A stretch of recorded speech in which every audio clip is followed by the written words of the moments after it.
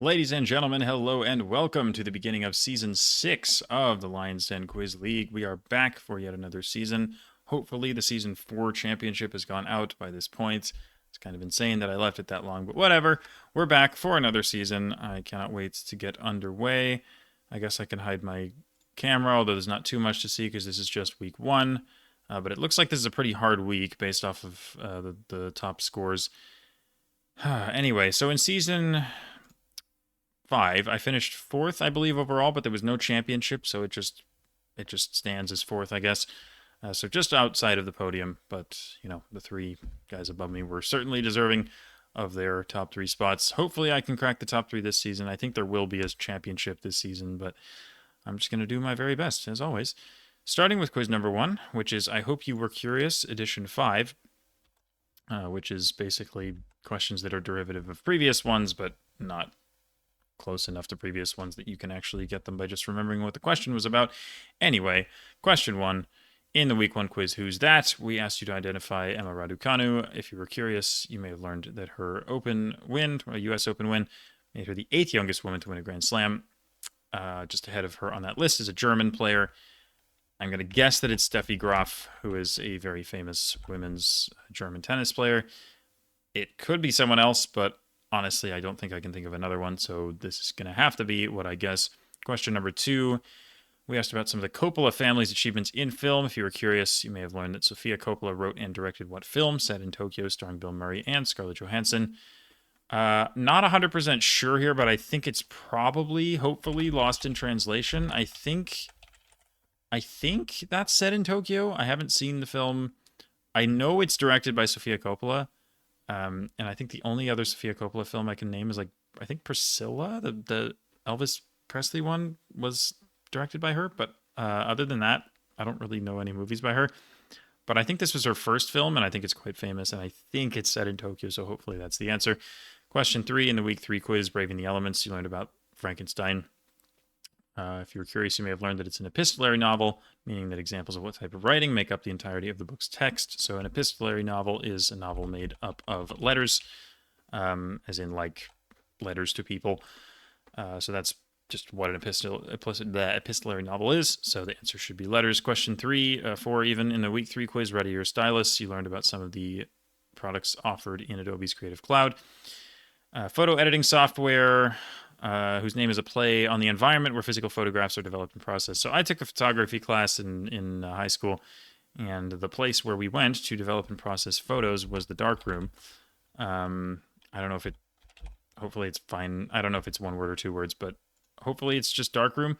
I haven't actually heard of the software, so I could be wrong here, but I don't have a better guess because it's like this is the environment where physical photographs are developed and processed. So hopefully that's what they want. So yeah, now we get to the 2 hard questions. This one in particular is, I think, quite difficult. In the week 4 quiz, Stand Tall, we search a statue at CERN with a plethora of scientific notation, including Feynman diagrams. What 2 particles are denoted by the wavy and loopy lines on these diagrams, and they are also denoted by the letter gamma and the letter G. And they are mediators of the 4 fundamental forces, or, well, each of them is, well, you get the idea. So I'm going to guess that one of them is a gluon, because I'm pretty sure the gluon is the particle that mediates the strong force. The problem is I don't know the ones that mediate the other ones. I think the graviton is the gravity one. The issue is the graviton's not real, or it's a theorized thing, but it's not actually been shown to exist. So I'm pretty sure graviton is not going to be the answer, which sucks because it starts with a G, so it feels like it should be the answer. The issue is I don't know what particles mediate the weak force and the electromagnetic force, so I just am going to have to guess something, and I'm going to go ahead and go with neutrino, because that's definitely a particle that I want to say maybe mediates the weak force, but I'm making that up, so I'm probably wrong. I feel like gluon has a decent chance of being right, but the other one is definitely a shot in the dark. But this is just quite a hard question, I think, so I can't feel too bad about missing it. Finally, question 6 in the week 5 quiz, Earth, we asked you about umami. If you were curious, you may have learned that one of the main sources of the flavor is what ion with chemical formula C5H8NO4-. And then we have a compound containing this ion is often used to add flavor in East Asian cooking. So the compound is just the same thing with a sodium atom added. And I was thinking, well, what's a compound that has sodium in it? First thing I thought of was sodium chloride, table salt, which obviously this isn't. And the only other thing I could think of was MSG, monosodium glutamate. There were quite a few times in my college quiz bowl teammates will probably remember this, but there were probably like 3 separate times in quiz bowl practice where there was a question on MSG and somebody just got it, and I was like, "What the hell is that? I have no idea what this is." But I finally figured out what it was, or at least what it stood for. I, to be honest, I still don't actually know what it does, so this is still a guess. But I'm going to guess that this is glutamate because if glutamate is the ion, then monosodium glutamate would be the compound. Honestly, this is probably the wrong thing anyway, but I feel like this at least has a prayer of being correct. I thought MSG was more of like a preservative rather than a flavor additive, which is why I don't feel great about this, but I can't think of another sodium compound, so this is going to be my guess. And finally, as for what to enhance, not 6, not 5, and the first 4 feel easier than the last 2. I might actually guess lost in translation because enhance lost in translation because I feel pretty decent about that being what's in the question. I'm not positive, but I do like it. I think letters is pretty easy. Graph, I think that's pretty easy too because I don't know much about tennis, but I still know who Steffi Graf is. So I'm gonna go ahead and enhance number 2. Hopefully I'm not wrong, but I feel like this is almost certainly right. So lost in translation is correct. Good. Graph, letters, Lightroom. Really? It's Lightroom, not Darkroom? What? Come on, bro. Okay. So glutamate was correct, as in monosodium glutamate. So that's good. Photon. Dang it. That makes sense. Photon I guess that's the gamma, probably. Like gamma rays, light rays. I mean, I guess a gamma ray is yeah, electromagnetic. Photon's probably the electromagnetic one. I probably should know that. I'm not very good with like particle physics, but that is something I should know. That's a bit of a skill issue. This is really annoying. Really, man? Lightroom, not Darkroom? That sucks. Okay. I've never even heard of a Lightroom, but whatever. Surely a lot of people will say Darkroom for that, right? Or is the software just super well known and I'm just bad? I don't know, but whatever. 4 out of 6, not so bad. I think that's a decently difficult quiz, so I will take it. And we move to quiz number 2. In the USA, every Thanksgiving, the president pardons a turkey, saving it from being slaughtered, originating from what president who joked about sparing a turkey? To deflect questions about senior officials involved in the Iran-Contra affair. So I'm pretty sure the Iran-Contra affair was just a Reagan thing, something that happened during his presidency. So I feel pretty good about that, even though I didn't actually know that Reagan was the turkey pardoning person, but it makes sense. Question 2, in a certain sport, bowling, a turkey occurs when you perform what action 3 times in a row? This is throwing a strike. Something I have done a few times. It's a good time. Bowling is awesome. Question 3, Beaky Buzzard, a turkey vulture, was a character on what series whose other avian characters included a duck with a lateral lisp and a rooster with a southern drawl? So hopefully this is just Looney Tunes. I don't know much about Looney Tunes, but I think the duck is probably Daffy. I'm pretty sure he has a lisp. The rooster, I'm not sure. I don't know if it's like Foghorn Leghorn or... Hopefully that's what it is. I mean, I think there's a chicken called Foghorn Leghorn, so maybe that's what's going on. I hope I don't have the wrong thing, but this feels decent at least. Scribes called Sopharim usually use turkey feather quills to write out what religious texts. That is also sometimes called the Pentateuch, or Pentateuch, or Pentateuch. I don't actually know how you're supposed to say that. Anyway, it comes from the Greek for 5 scrolls. This is the Torah. The Pentateuch is the Torah. It's the less common name for it, but it's the first 5 books of the Old Testament, hence 5 scrolls. And Sopharim is a very Hebrew-sounding word, which makes sense. Question number 5. After a roast turkey intended for him accidentally burned up in a train fire, what author sent his manager George Dolby a message saying, "Where is that turkey? It has not arrived." In a novella by this author, the main character gives a large holiday turkey to the Cratchit family following a change of heart. So the Cratchit family is, I think... Well, okay, I know it's Dickens. I think it's A Christmas Carol, but it's definitely a Dickens thing. I think it's like Bob Cratchit and like Tiny Tim, I think, from Christmas Carol. That's the Cratchit family. And the change of heart is Scrooge, like not being a Scrooge or whatever.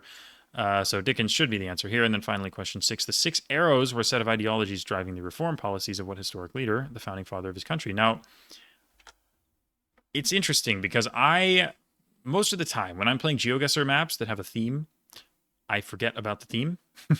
And then I get yelled at in like my chat for being like, this round is so obvious if you remembered the theme, which I always, without fail, forget.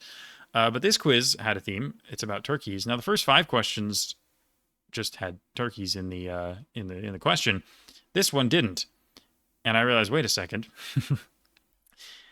If this question is about Turkey, then we're clearly talking about the country of Turkey. So the founding father of Turkey would be Ataturk, Mustafa Kemal Ataturk, and then there's a U over the thing, but again, I can't type diacritics with this keyboard, so bear with me. Hopefully, that's what's going on here. I hope I'm not reading into this one, but I think given this question doesn't mention Turkey, I think the natural conclusion is that this question is about Turkey. So, as for what to enhance, I might enhance Ataturk because I feel like some people probably will not realize the theme, and then the rest of this doesn't feel that hard. Like, I don't know, I mean, maybe I'm just more familiar with 10-pin bowling than most people, but I feel like a turkey is decently well known.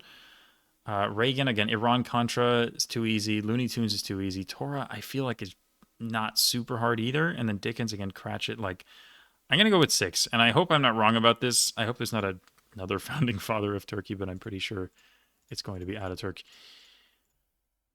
I don't know how that was wrong, but okay.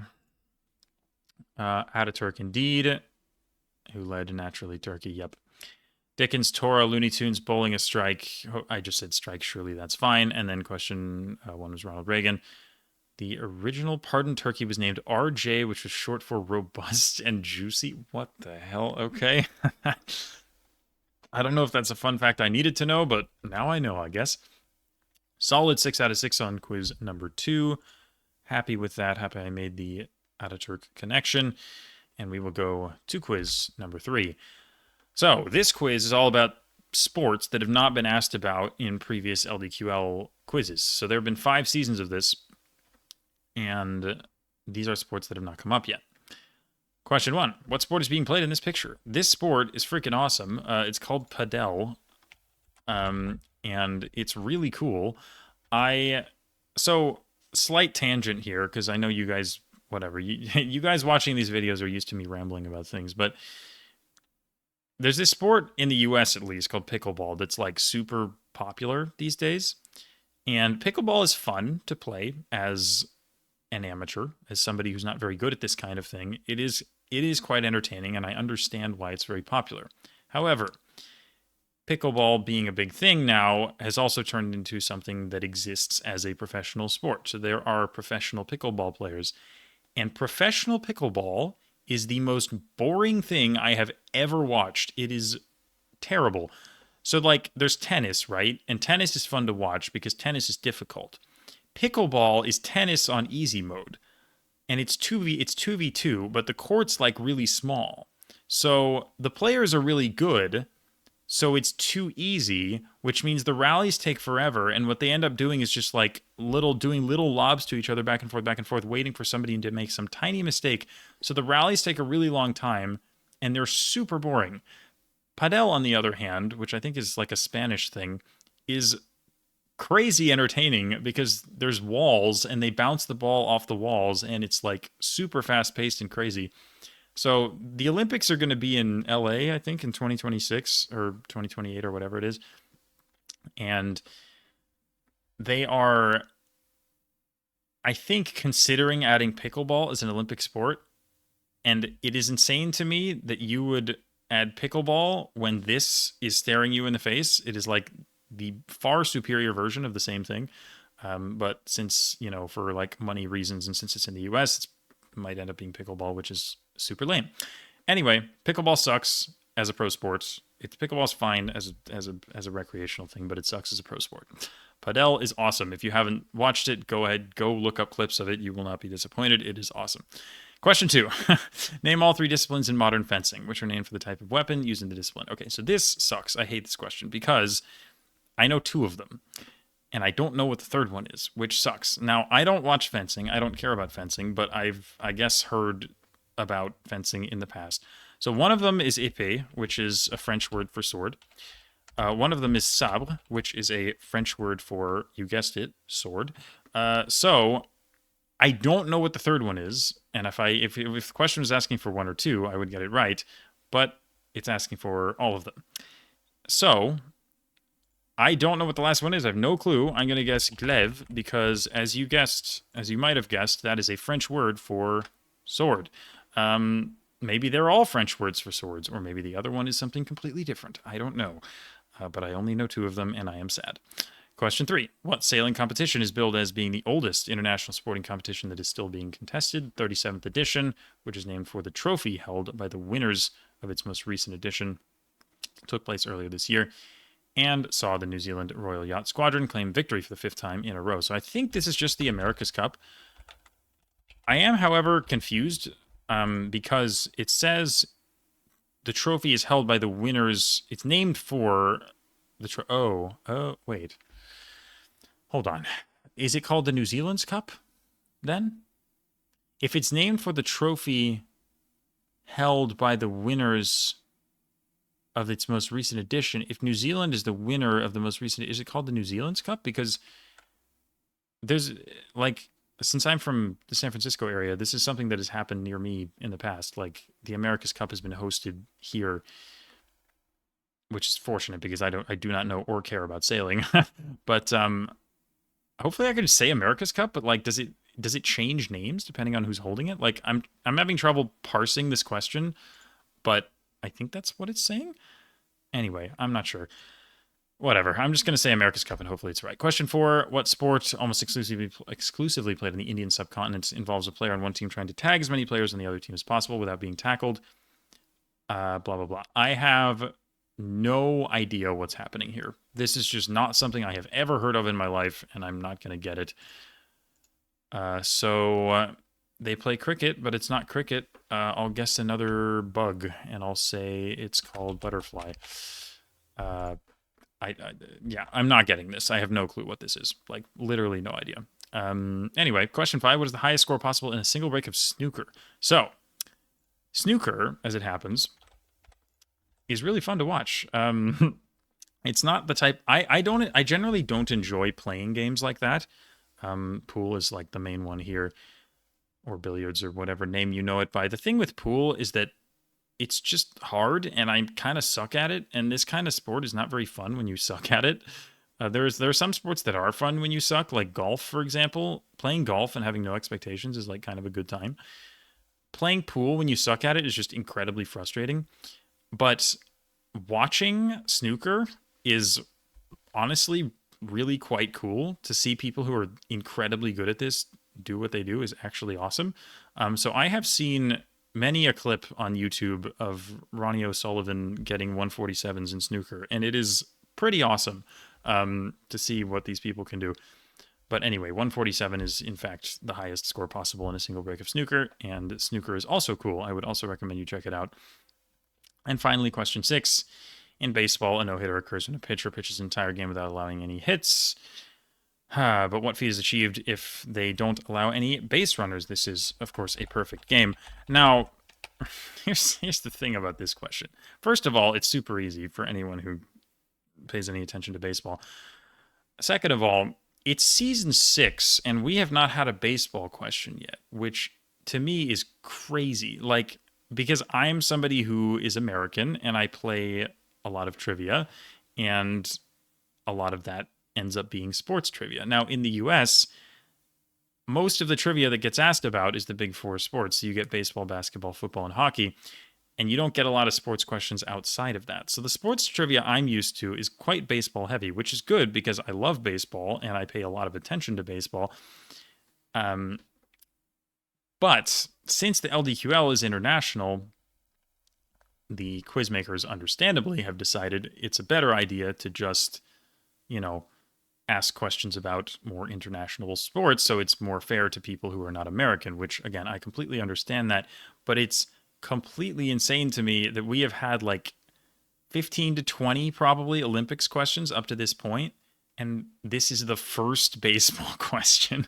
And that is like so painful because, again, I feel like in Europe and in the broader world, the Olympics are probably a bigger deal. But I feel like here, people care a lot more about the what we call the big four sports than they care about the Olympics, including me. I don't really care about the Olympics. Most of the sports don't interest me very much. Um, so I just pay attention to American sports, and I think of myself as being decently good at sports trivia. But when there are multiple entire quizzes dedicated to the Olympics, I am no longer good at sports trivia because I don't pay attention to the Olympics. So the sports in the LDQL has been pretty rough, not very kind to me. I'm glad we got a baseball question, but of course, in order to make it accessible for everyone, they had to make it a really easy baseball question because anyone who doesn't know baseball is still going to miss this, but anyone who knows anything about baseball is very likely to get this right. Anyway, rant over. That was a really long quiz because I was just yapping. But again, that's what these videos are for. Yapping, yapping, yapping. So, as for what to enhance, probably the snooker one because I feel like that's a pretty specific piece of knowledge. Maybe I'm wrong. Maybe that's really easy, but I feel like that's not that trivial. I don't know. I mean, it really depends. I mean, padel, like how well known is padel? Maybe that's also obscure, but I feel like that's maybe a little more notable. So I'm going to go ahead and enhance question 5 and submit the quiz because that was enough talking. So padel, épée, foil. Great. Okay. Kabaddi, I've never heard of that in my life. The America's Cup is correct. So I don't really know what the whole cluing about it being named after the most recent winner was about because it sounds like America was not the most recent winner, but whatever. Padel, perfect cam, 147. So that's 5 out of 6, or 4 out of 6 rather. And the freaking fencing question, foil. Well, okay, great. So 2 of them are just French words for sword, and the other one is just some random other word that's not a French word at all. So that's great. But yeah, I don't know anything about fencing. So again, essentially another Olympics question, because the fencing is very much a thing in the Olympics. That, yeah, wasn't kind to me, because I don't pay enough attention to sports that don't interest me. Unfortunate. That's the way it goes. Quiz 4. Basically, name the title. Yeah, you see at the top, name the title of the book that is associated with the pictured cover. Yeah, basically what it says. So, number 1, we have wars. What is it? Wars, peace, freedom, slavery, ignorance is strength. Big Brother's watching you. This is most certainly 1984. Which I think is going to play pretty easy because this feels like it has a lot of good clues on the cover. Question number 2, either give the book title or the series name and the number of the book. This is Harry Potter and the Half-Blood Prince. We had, well, anyway, we had copies of these books. And the green one is the Half-Blood Prince, which is number 6. And you have Dumbledore and Harry over the pensieve, which again is something that features, I think, fairly prominently in that book. But a side note: are there really over 123 Boxcar Children series? Or books? That's literally insane. That's so many books. Okay, question number 3. Wonderful stories, blah blah blah blah. And we have a man made out of paper getting burned. So I figure, okay, like, what is a book where they burn things made out of paper? Probably Fahrenheit 451, which is a book where they notably burn a lot of books. So it's the best guess I'm going to come up with. I'm not sure that it's right, but it just kind of feels right. Number 4, I think this is The Godfather, because I don't know if this puppet like imagery is used in I don't know if it's in the movie like branding or if I've just seen the book cover before, but I definitely associate this puppet imagery with The Godfather for reasons I'm not 100% sure of, but I'm pretty sure this is The Godfather by Mario Puzo, I think, is the author. So that should hopefully be the answer to that one. This one is just Catch-22. I don't know how you're supposed to get this one without just knowing it. Maybe this red thing, whatever this is a prominent like plot point in the book. I don't know. I've never read Catch-22. People tell me that I should, so I probably should. But anyway, I'm pretty sure that's the cover to Catch-22. And then finally, question 6. I have no idea what's going on here. This is a peacock with a lot of peacock feathers, and it's standing on some kind of vase. But I don't really know how. I mean, maybe there's clues to like a plot point or something here, but I can't think of a book that has peacocks in it. Peacocks I associate with India, so I'm gonna guess like Midnight's Children. But I have no idea if that is anywhere close to the right idea. I'm sure that's wrong, but I just have never seen this cover before, and I don't know how to do anything with it. So I think I'll enhance probably Catch-22 because it feels a little bit harder than the rest, other than number 6, which I don't have. So I'm going to go with 5. And hopefully that ends up being the right decision. There is definitely part of the bike there. Okay, Pride and Prejudice. Okay, sure. What? Okay, I don't know how you're supposed to get Pride and Prejudice from that. I guess you're just supposed to know the cover. Is there a peacock in that book? Like, does a peacock prominently feature in Pride and Prejudice, or is the only way to get that question to just know the cover? Because I certainly was not going to guess Pride and Prejudice for that, but the other 5 are right, so it's good enough. I will certainly take that. It just helps, I guess, that I've seen. Well, I mean, I don't know. Some of these I've seen before, but some of them are also like they are solvable from the cover if you know a little bit about the book, which is interesting. Again, maybe that's true of Pride and Prejudice, but I don't remember there being a peacock. So, well, remember, I say that as if I've read it, but I just haven't heard of there being a peacock in that book. Anyway, question. I keep saying question. Quiz number 5 is about letters, as in every answer is a single letter. The competitive nature of academia has led some scientists to acquire data and then look for statistically significant patterns in that data to publish instead of forming a hypothesis, blah, blah, blah. It's known as a type of hacking of what letter, which denotes statistical significance. Results said to be significant if the value denoted by this letter is less than 0.05. This is the p-value. I majored in statistics, so I'm quite familiar with p-values, but yeah, that is what a p-value is. Question number 2, T lymphocytes, also known as T cells, are a class of lymphocytes that kill cancerous or viral cells. The class of lymphocytes denoted by what other letter are responsible for producing antibodies to kill harmful viruses and bacteria? So if you asked me what a B cell does before this quiz, I don't think I would have been able to tell you. But I do remember that when we learned about T cells and B cells in biology, they kind of came hand in hand. It was like, this is a T cell, this is a B cell. These are the 2 cells named after letters. So I was like, okay, if it's not a T cell, it's probably a B cell. Question 3, the capital form of what letter is used to denote many constants in chemistry, including the solubility product constant, where it has a subscript SP, and the equilibrium constant. Lowercase form can also be Boltzmann's constant or the reaction rate constant. So these are all Ks. KSP, I remember pretty well from chemistry. I mean, pretty well, I say. I mean, again, I don't really remember much about what these things do, but I do remember that these are all Ks. Boltzmann's is definitely a K as well. Equilibrium constant is a K. So yeah, these are all just Ks from chemistry. Question number 4, Sirius, often listed as the brightest star in the night sky, is actually a binary star system. Brightest single star in the night sky is the star within the Sirius system, denoted by what letter?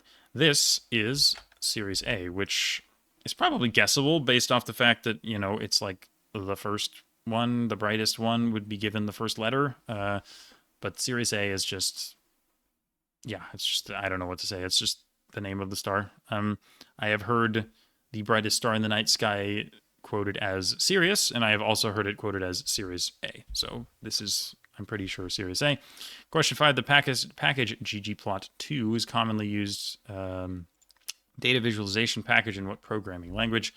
Often used for data analysis. This is R. ggplot2, again, that's something I've used before. Again, having majored in statistics, R is definitely something I had to use for a few of my classes. I never got very good at it, but, you know, good enough to get through the classes. That's all that matters, right? And this is definitely R, and that is definitely what it is used for.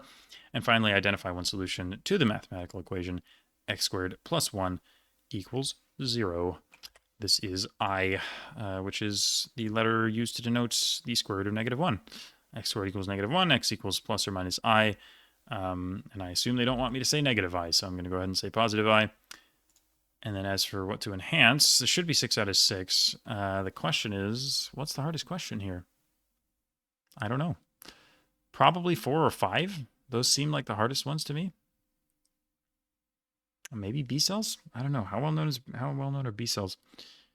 R just feels so knowable. Like, I feel like R is like kind of famous, but then A, like that seems harder, but it also seems guessable, you know? Like, I feel like you just guess A if you don't know. If we're talking about, I might still enhance that though, because I feel like that in itself is not common knowledge. Even though A is a reasonable guess, it's, you know, it's certainly not the only thing you could guess. So, I think I do actually like enhancing number 4. I hope this isn't a mistake, but I will go ahead and send that in. And P, B, K, A, R, I believe those are the things that I said. So that is 6 out of 6. And that is a solid performance. I'm doing pretty well this week. I think the categories generally are pretty up my alley, which is nice. That's kind of how last season started as well. Anyway, let's see if quiz 6 treats me well. It is a jazz quiz, so no, but I think I do still know a few of these, even though I'm not very good with jazz.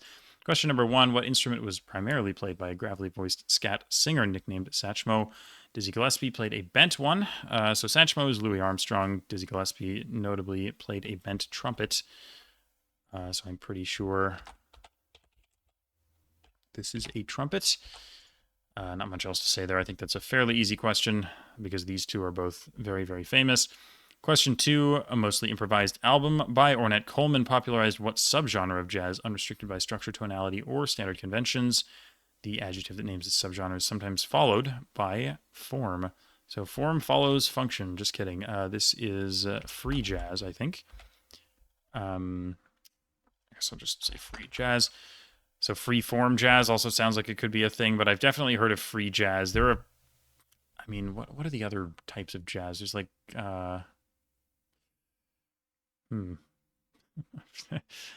free jazz is just a phrase that exists in my head. I off the top of my head, I can't even think of another blank jazz phrase, but I'm pretty sure free jazz is a thing, and it makes a lot of sense given the cluing, and also the word free doesn't show up in the question, so I feel pretty good about that, even though, again, I don't really know much about jazz, but they happen to be asking about a couple things that I do know. Question 3, the jazz pop artist who is the daughter of sitarist Ravi Shankar and is known for hits like Come Away With Me and Don't Know Why, has what surname? She shares that surname with a man who began as a jazz arranger, became a producer for albums such as Michael Jackson's Thriller, and passed away in November 2024. Don't know, unfortunately. This, I thought of Amy Mann was the person I thought of, who is definitely a singer who exists. I feel like I can hear the song like "Don't Know Why." Is it that one? And if so, why don't I know who sings it? I should, but I don't. So I'm gonna say "Man," which is probably wrong, but it's just a guess. Anyway, question 4. One of John Coltrane's most iconic songs is a 14-minute cover of what song, whose original lyrics mention raindrops on roses and whiskers on kittens and warm copper kettles and red woolen mittens or whatever. I think this is just called My Favorite Things. It's from The Sound of Music, which I think I saw the movie like when I was like 5 years old. But I've seen it in musical form probably at least 3 or 4 times, which is really weird because I don't watch musicals or plays a lot of the time.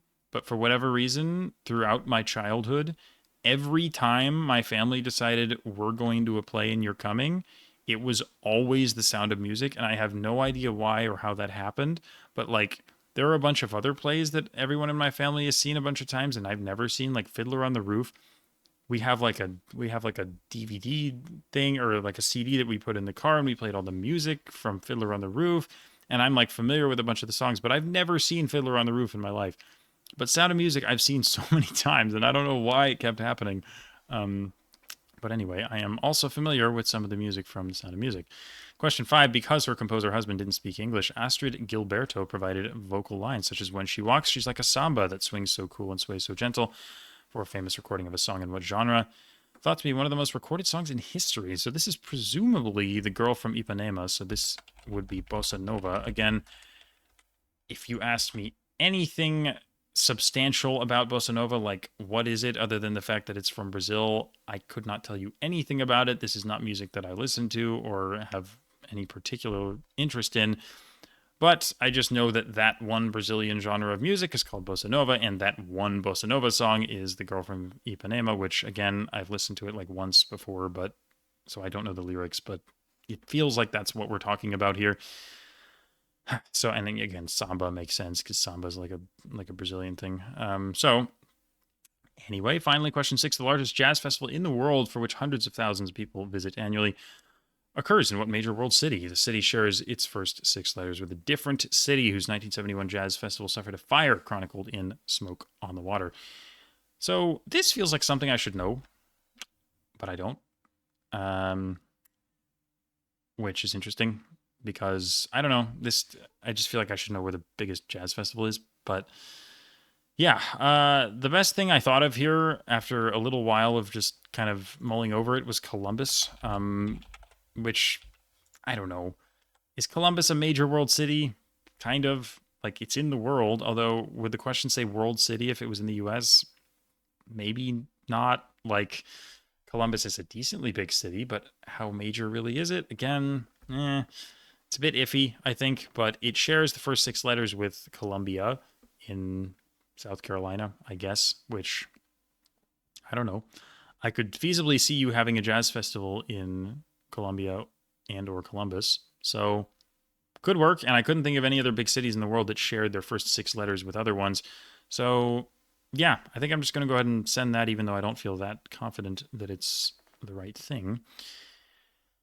And finally, as for what to enhance, trumpet I feel like is pretty easy. Favorite things, again, that's pretty well known. The thing about how easy is Bossa Nova? Like, how many people actually know this? Like, is this just like a thing I know because it came up in Quiz Bowl, but it's like not common knowledge? Or is this like really common knowledge? Like, I don't know. Like, is that easier or is free jazz easier? Like, I don't know which of these. I don't know which of these is easier, you know? Maybe I'll enhance 2 because I feel like Bossa Nova, I feel like people just know that, but man. I don't know, but I'm going to go with 2 and just stick with my decision. Okay, apparently the walking dude doesn't count as a traffic light. Bicycles? There are none. That was a motorcycle. That was not a bicycle. Oh, God. Okay. Montreal. Montreux. What? Dude, that's crazy because I actually thought of Montreal and I even thought like maybe could that be a thing? Like Montreal Jazz Festival actually kind of rang a bell in my head. But I was like, what other city starts with Montre? And I was like, there's nothing big that starts with that. So I'm just going to discount that because it's like, there's no way. Montreux, like that random town on like Lake Geneva, is that really it? That's crazy. I think that's on Lake Geneva. I guess Smoke on the Water. I guess the water's Lake Geneva. I never knew that. I mean, I know the song Smoke on the Water. It's iconic, but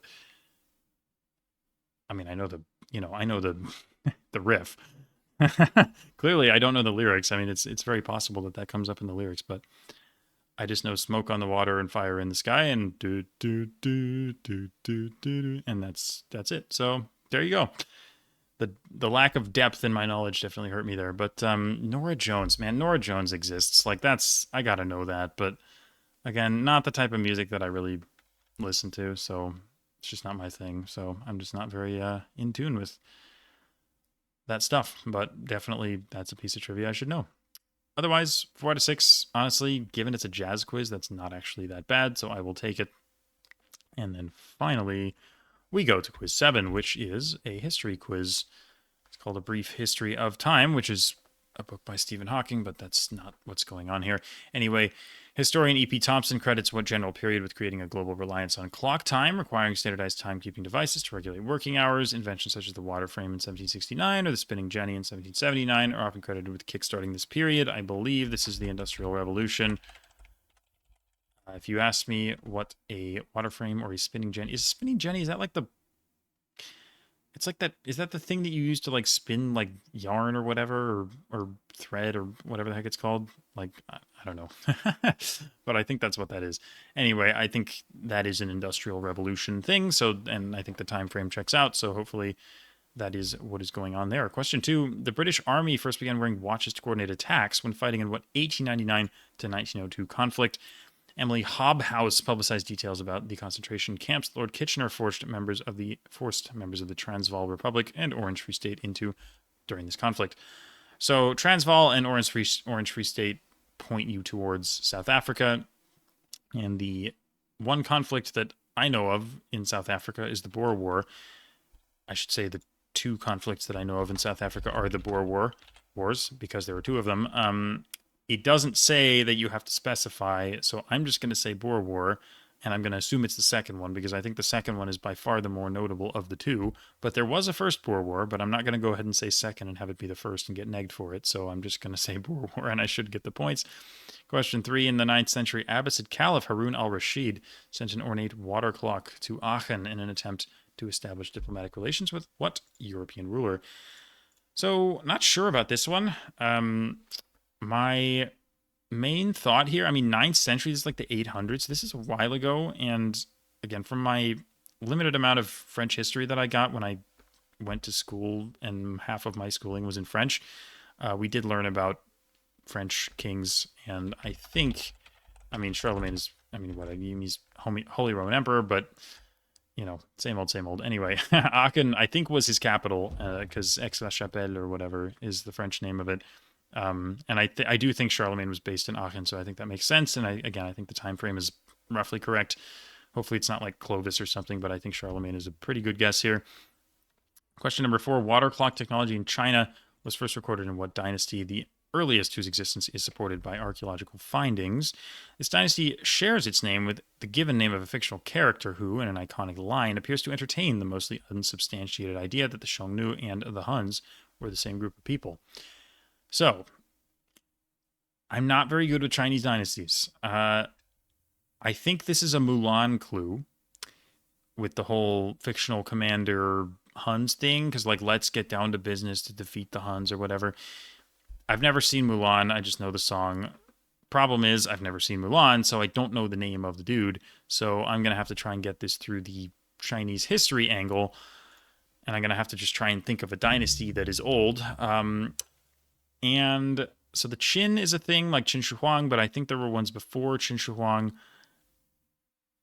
I'm just trying to think of old ones. I think the Xia is one of the old ones. Because later on, there's like the Song, and there's the Tang, and there's the Ming, and there's the Han. I mean, the Han are pretty old as well, but I don't think they're this old. I hope. I think the Han are like more like 200 to 600 CE. I don't know. I'm really bad with years. Like, I know things that happened, but I don't usually know when they happened.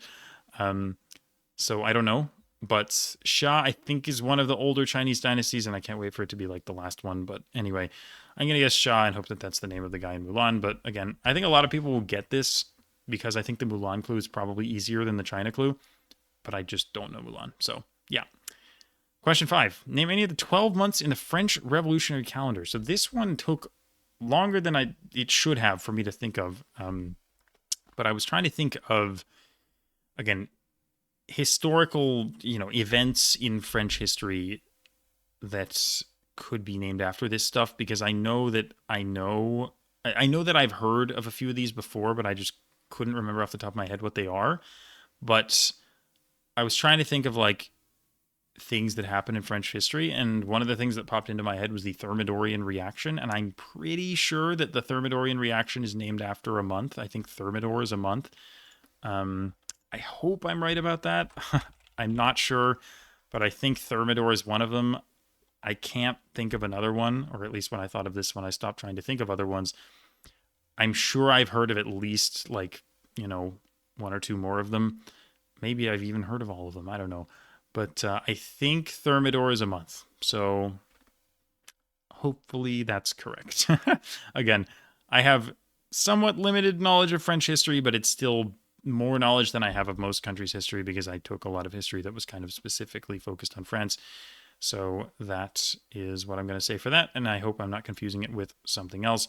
Finally, question 6, the rights of workers to sue employers for labor abuse were largely established thanks to a group of female factory workers in the early 1900s who suffered adverse health effects due to their exposure to what substance, which they were instructed to paint onto watches to make them glow in the dark. The 1911 Nobel Prize in Chemistry was awarded in part due to the discovery of this substance. So this should be radium. I think Marie Curie discovered radium and polonium, I believe, and those are the things that she won the Nobel Prize for. But radium was one of the two things, and I think there's also I don't know if it's a book or a movie called Radium Girls, which is about this, the whole like exposure to radium, radioactivity, etc. So pretty sure that this is going to be radium. As for what to enhance, it's got to be 2 or 5, I think. I'm not 100% sure that Thermidor is right. I feel like I might be thinking that this is a month and it might actually be something else. So I don't feel good enough about it. So I'm going to go ahead and enhance Boer War because I still think that's pretty difficult. And then I'm going to be sad about the Chinese dynasty because it's going to be something I should have known, but I'm going to get the wrong one. And then hopefully I have 5 out of 6 at least, maybe 4, but maybe even 3 if Charlemagne is wrong, but I feel like Charlemagne is right. So, motorcycles, I don't know, does the guy's head count? Probably not. So these ones. The Industrial Revolution, the Second World War, so you didn't need second, that is good. Charlemagne, the Shang. God, that's so annoying. Okay. Radium is correct, the Radium Girls, and good lord. So Thermidor is one of them. Brumaire, I've heard of, like the 18th Brumaire of Louis Napoleon is like I think that's a Karl Marx thing. But yeah, anyway, I've never heard the word Brumaire outside of that context, but that is a thing that exists. And then Germinal is a book by Zola. So I didn't know that was named after a month, but it makes sense, Germinal. But that is definitely a thing by Emile Zola. And then the others, nope. I don't think I've heard of the rest of these. So you have air, oz, al, and then door. Very interesting. Not something, I feel like this calendar is something I should know more about, but it's not, I don't know. I feel like it's not something that was ever really explicitly brought up in history class, but pretty interesting anyway. Glad I was correct about Thermidor being one of them. Shang is indeed sad, but I think 5 out of 6 is good enough. And I don't know my Chinese dynasties well enough, and I think I was supposed to know Mulan for that, and I just didn't. So that's going to do it. A lot of yapping, but there's always a lot of yapping. The video's not super long anyway. So hopefully you guys enjoyed, once again, hearing me think through these questions, and I will be back instantaneously for you guys, and we will see how I did as a whole on the week. Alrighty, we have results for week number 1. I will hide my webcam. You guys can see I finished in 2nd place for the week, just 0.59 points behind Bugtown Cowboy in 1st place.